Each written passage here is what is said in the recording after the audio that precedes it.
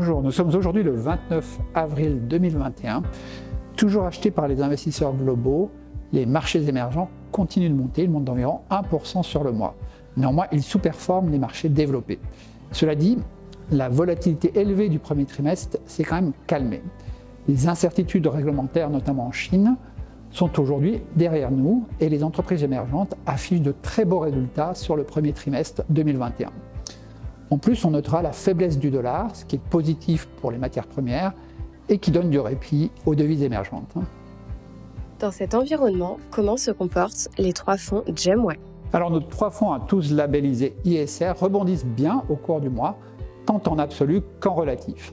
Alors même que la value, surtout les valeurs industrielles, les métaux, surperforment, nos fonds sont fortement aidés par la sélection de valeurs et nombreuses de nos valeurs montent d'environ 15 à 20% du fait de très bons résultats sur le trimestre.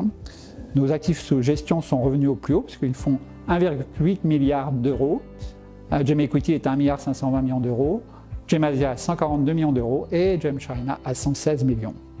Les valeurs de croissance émergente sont affectées négativement depuis mi-février. Estimez-vous qu'elles ont suffisamment corrigé? Alors rappelez-vous, ces valeurs de qualité ont fortement monté en 2020. La plupart d'entre elles ont corrigé en février et mars dernier. Depuis, elles ont annoncé de très bons résultats sur le premier trimestre, à l'image de MediaTek, le principal concurrent de Qualcomm. Cette société taïwanaise spécialisée dans les puces 5G vient de revoir à la hausse ses guidance 2021 de plus de 30% et annonce une remontée de son dividende. Ses bénéfices devraient doubler cette année et à plus de 5% de nos fonds, c'est une de nos principales positions. C'est aussi notre première conviction si on considère son poids par rapport à celui dans l'indice.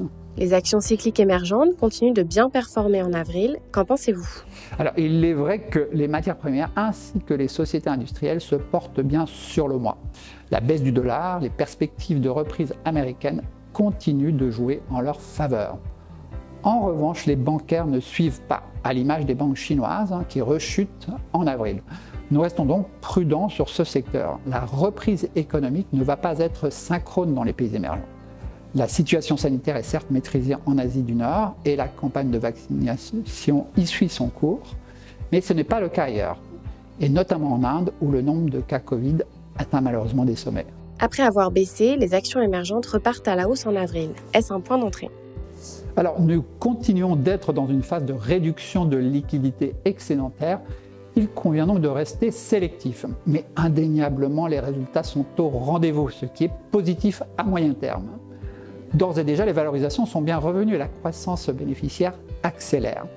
Nous sommes donc relativement positifs et estimons que les marchés devraient monter d'ici la fin de l'année. Le secteur de la technologie nous paraît particulièrement attrayant sur les cours actuels. Il représente un tiers de nos portefeuilles. Je vous remercie de votre fidélité. Prenez soin de vous et de vos proches.